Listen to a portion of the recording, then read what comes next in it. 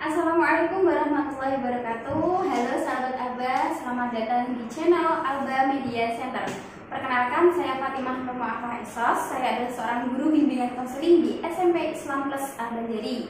Pada kesempatan kali ini, saya menjadi moderator di segmen Alba Media Podcast. Tentunya saya tidak sendirian, saya ditemani oleh narasumber cantik di SMP Islam Plus Al-Banjari. Beliau adalah guru IPS, yaitu Bu Fitri. Halo semuanya, selamat pagi. Assalamualaikum warahmatullahi wabarakatuh. Semoga kalian semua dalam keadaan sehat dan bahagia. Amin. Sebelum kita mulai podcastnya, sebelum kita mulai obrolannya ya Bu, saya akan membacakan sedikit profil tentang narasumber kita pada hari ini. Nama Fitri Andriani Setiawati, SPD MPD. Tempat tanggal lahir Blora 13 Februari 1997. S1-nya di Pendidikan Ekonomi Universitas Negeri Semarang dan S2-nya di Magister Pendidikan Ekonomi Universitas 11 Semarang Surakarta. Untuk sahabat apa informasi lebih lanjut bisa DM ke Instagram Fitri Andriani. Baik, Bu Fitri akan menjelaskan tentang profil SMP Islam Plus Al-Banjari terlebih dahulu ya Bu? Iya, betul Bu Fatim. Sebelumnya saya ingin mengucapkan terima kasih kepada Bu Fatim yang telah memberikan kesempatan bagi saya untuk menyampaikan informasi maupun pengalaman saya selama saya mengajar di SMP Islam Plus Al-Banjari. Untuk pertama-tama, saya ingin mengenalkan, jadi di SMP Islam Plus Al-Banjari ini merupakan sebuah yayasan pendidikan yang memadukan program pendidikan agama atau biasa kita kenal dengan sebutan pondok pesantren atau boarding school dengan pendidikan formal yang berada di bawah naungan dinas pendidikan. Nah, untuk SMP Islam Plus Al-Banjari ini memiliki beberapa program unggulan. Mungkin sahabat Alba penasaran nih, apa saja program unggulan yang ada di SMP Islam Plus Al-Banjari? Yang pertama yaitu kami ada program unggulan yang bernama program Tahfidz Al-Quran 5 Juz. Jadi untuk anak-anak yang menempuh pendidikan selama 3 tahun di SMP Islam Plus Al-Banjari ini akan dimotivasi dan dididik untuk mempunyai hafalan minimal 5 juz yang terbagi menjadi beberapa tingkatan. Yang pertama yaitu kelas 7. Untuk anak-anak kelas 7, mereka akan dibekali untuk menghafalkan target Al-Quran yaitu juz 30 dan juz 1. Kemudian untuk kelas 8, mereka akan diajarkan untuk mencapai target Al-Qurannya yaitu juz 2 dan juz 3 serta kelas 9 yaitu dengan juz 4. Nah, di sini program unggulan apa lagi selain dengan program tahfidz Al-Quran, yaitu ada program kitab salaf. Selain itu, di SMP Islam Plus Al-Banjari kami juga menyediakan wadah yang menyalurkan bakat dan minat siswa tentunya itu. Banyak sekali program ekstrakurikuler yang kami sediakan. Yang pertama, bagi anak-anak yang ingin menambah ilmu pengetahuan atau tertarik di bidang IPA, IPS, dan matematika, mereka bisa bergabung dalam program ekstrakurikuler OSN IPA, IPS, dan matematika. Kemudian, untuk mereka yang suka dengan olahraga nih, kan anak-anak sekarang suka banget dengan olahraga. Mereka, voli, bulu tangkis, dan lain sebagainya, mereka bisa bergabung dalam ekstrakurikuler olahraga. Begitupun untuk anak-anak yang mereka ingin berusaha bisa untuk public speaking, bisa menulis. Nah, mereka bisa bergabung dalam ekstrakurikuler KIR atau karya ilmiah remaja. Selain itu, untuk anak-anak yang suka dengan program kepemimpinan ataupun dengan manajemen waktu, bolehlah bergabung dalam ekstrakurikuler OSIS maupun pramuka. Masih banyak lagi, terutama anak-anak putri nih, biasanya suka menari. Nah, silakan bisa gabung ke seni tari. Kemudian suka melukis, bisa bergabung dengan kesenian. Selanjutnya untuk anak-anak yang terampil membuat sebuah pernak-pernik ataupun kerajinan-kerajinan, boleh bergabung dalam ekstrakurikuler kerajinan. Selain itu, untuk anak-anak yang suka nih Bu, anak pondok suka dengan seni-seni musik ya, musik. Jadi mereka bisa bergabung dalam hadroh. Selain dengan program ekstrakurikuler yang bersifat umum, nah di SMP Islam Plus Al-Banjari juga ingin menambah sebuah ekstrakurikuler. Apabila anak-anak pengen nih Bu menambah hafalannya, nah boleh bergabung dalam ekstrakurikuler tilawah, tahfidz ataupun kitab. Banyak sekali kan Ibu untuk program-program unggulan dan program-program ekstrakurikuler yang kami sediakan. Keren sekali ya Bu. Jadi anak-anak bisa menemukan bakat minatnya di bidang tertentu. Misalnya pengen olahraga, ya olahraga. Terus pengen melancarkan hafalannya bisa ikut tadi ya tahfidz di ekstrakurikuler tersebut. Iya, betul Ibu. Itu sekilas gambaran dari SMP Islam Plus Al-Banjari. Kemudian kita langsung ke topik aja ya Bu ya. Iya. Untuk topik kita hari ini tuh apa sih Bu? Ya, untuk pagi ini saya tertarik untuk membagikan informasi berkaitan dengan motivasi belajar mengajar menyenangkan baik bagi guru maupun siswa. Tentang belajar mengajar kayak Ya, kurikulum yang sedang kita lakukan saat ini ya? Iya, betul. Nah, untuk berkaitan dengan kurikulum nih, sekarang menggunakan kurikulum Merdeka. Nah, kurikulum Merdeka sudah ada sejak tahun pelajaran 2022-2023 yang menggantikan dari kurikulum 13 atau yang biasa kita kenal dengan sebutan Kurtilas. Nah, apa sih seperti yang ditanyakan Bu Fatim, perbedaan dari kurikulum Merdeka dengan kurikulum 2013?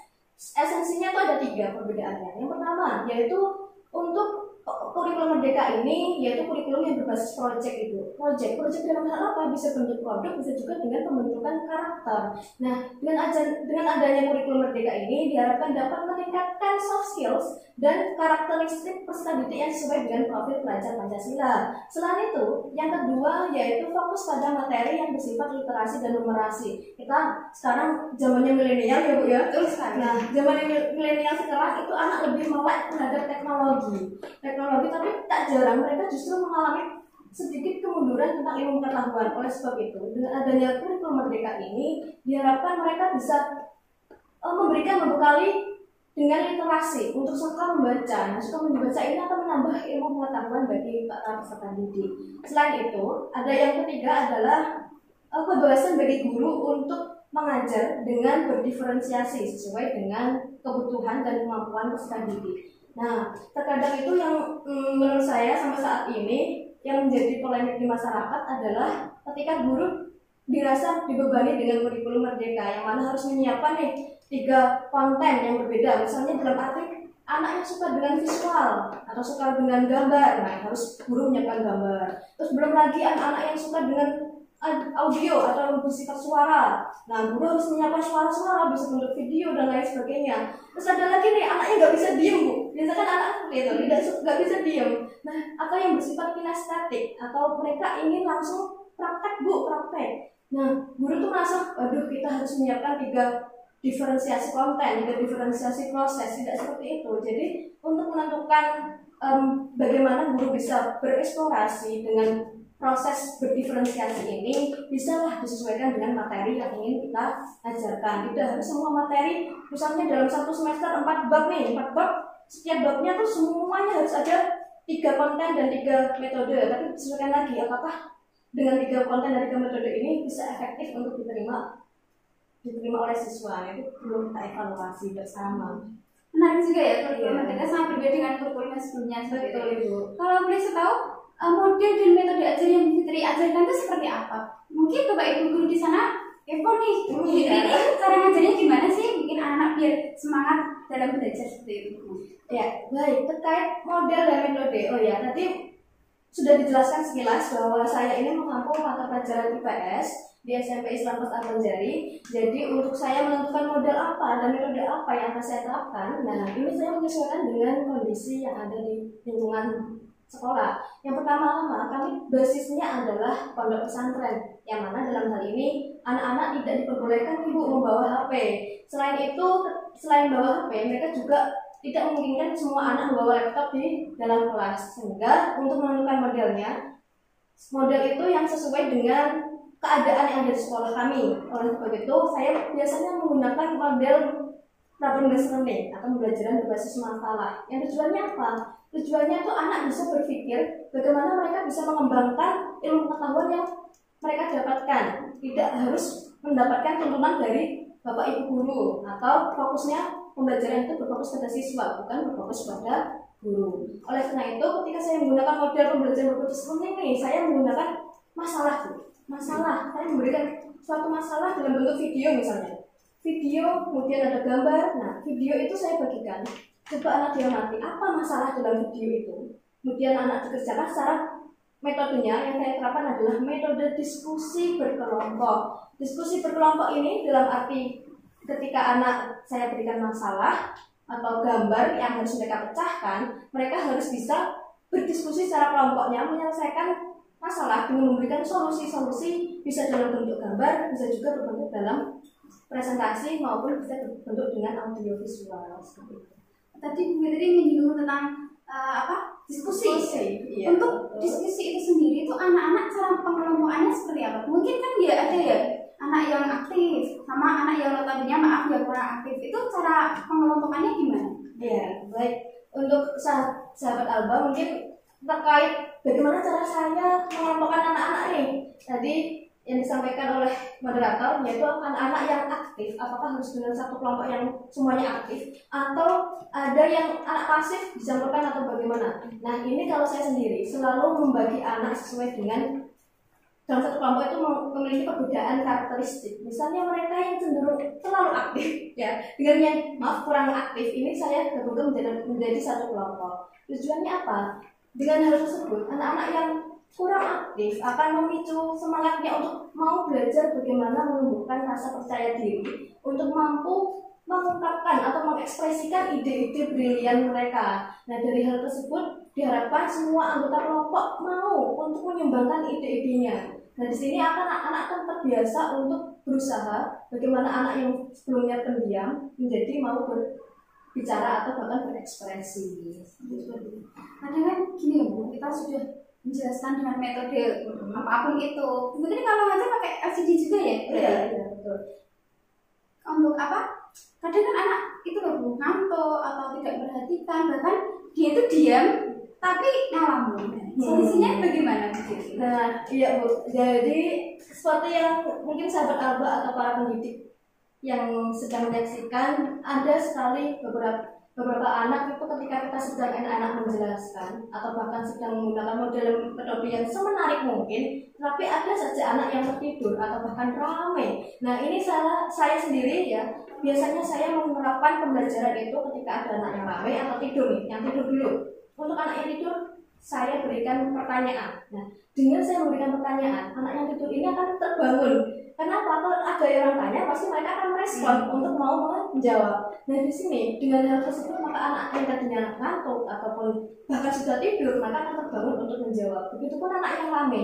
Untuk yang anak yang rame ini, saya biasanya menggunakan trik nih Bu. Triknya yaitu poin keaktifan. Poin keaktifan itu seperti apa Bu? Misalnya seperti itu. Nah poin keaktifan ini yaitu poin yang akan memberikan nilai tambahan bagi siswa yang ingin menjawab atau bahkan mereka ketika saya tanya, mereka langsung merespon atau menanggapi jawaban dari temannya. Misalnya orang setuju nih dengan jawaban A atau ingin menambahkan jawaban dari si A. Nah ini semua anak yang berani berbicara, yang tadinya rame jalan-jalan atau bahkan muterin kelas atau bahkan kurang memperhatikan. Nah ini mereka akan terfokus untuk kembali dalam proses pembelajaran. Nah kenapa? Karena mereka ketika dikatakan poin keaktifan ya, selama saya menerapkan poin itu, mereka langsung tiba-tiba terfokus, kembali lagi terfokus. Kenapa? Mereka menyadari di setiap akhir semester ya, dalam penilaian saya menerapkan sistem pembobotan. Salah satunya yaitu adanya nilai tambahan untuk mereka yang sudah aktif.